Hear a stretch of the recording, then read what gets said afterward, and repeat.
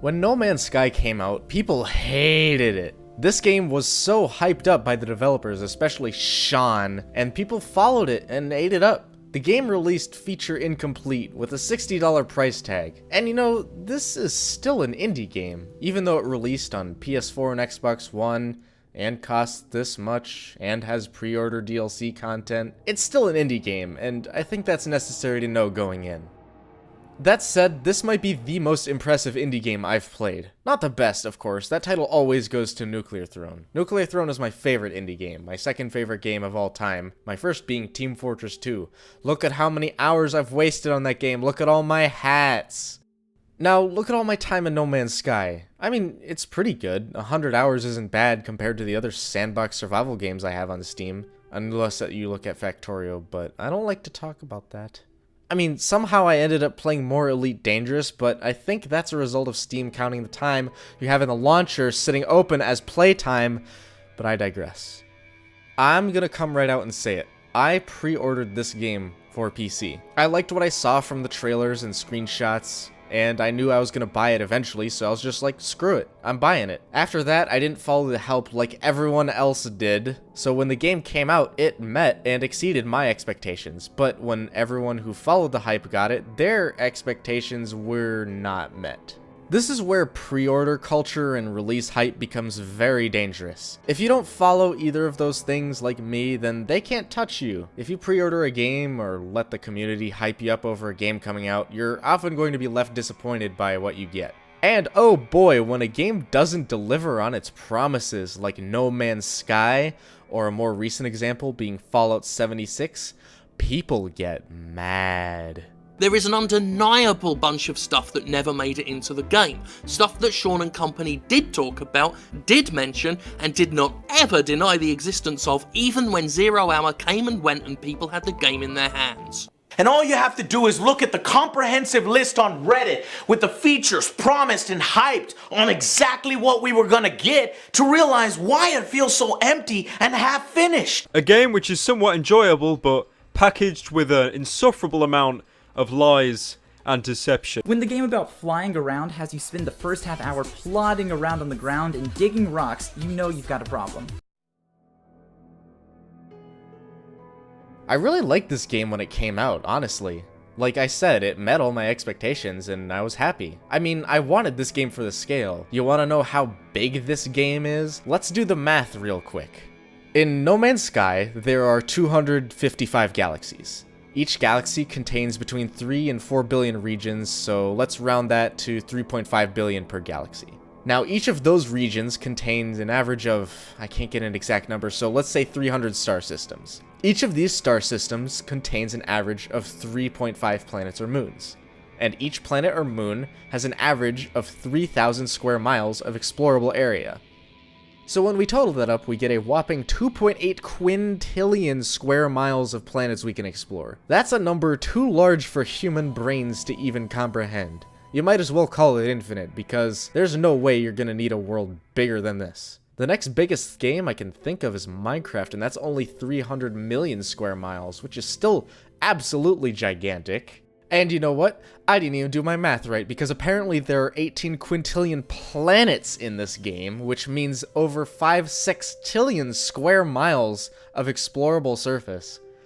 Tell me in the comments, I want to know if you can find a game bigger than this. I'm actually curious, because as it stands now, No Man's Sky is the largest video game, well, ever. And every planet or moon you visit is unique, thanks to the technology of procedural generation.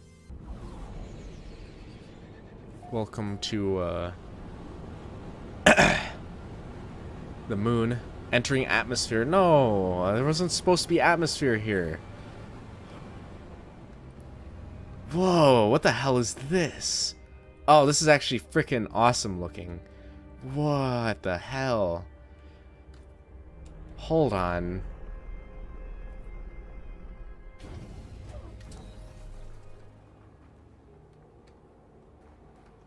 This is nutty.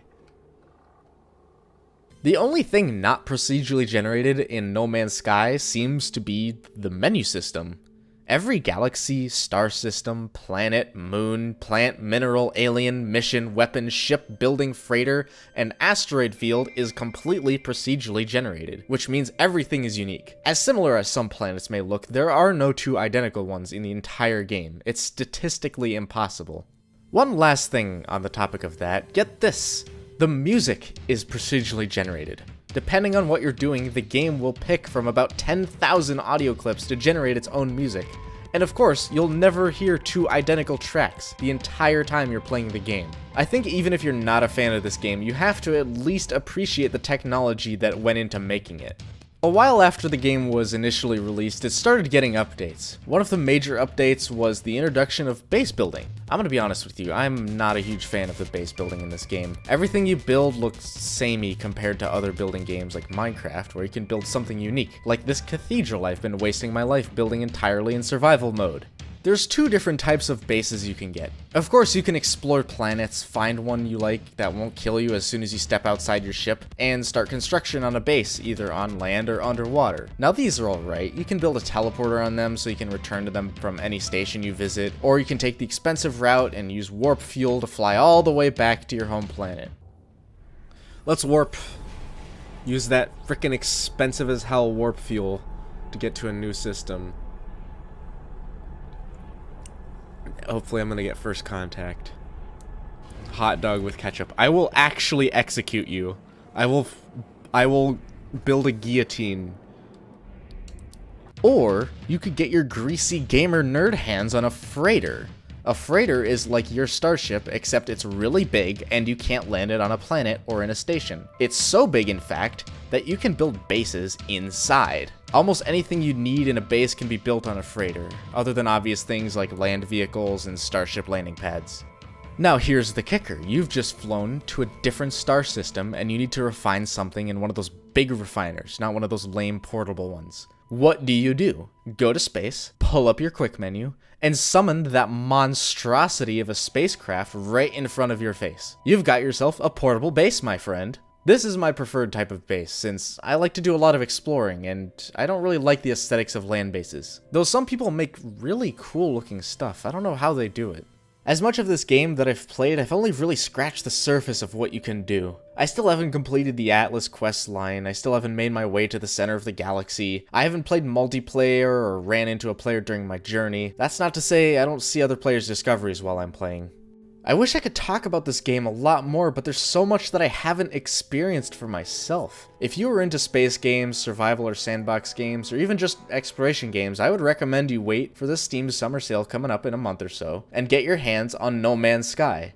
I say wait for the sale because I can never recommend spending $60 on a game, no matter how good it is. But yeah, No Man's Sky. After being out for almost 3 years and having a couple big updates, this game is really good. And I don't know if this video will be out in time, but there is an update coming out supporting cross-platform multiplayer and virtual reality support. So all of you with VR headsets on PC or PlayStation, you know what to do. Go play No Man's Sky.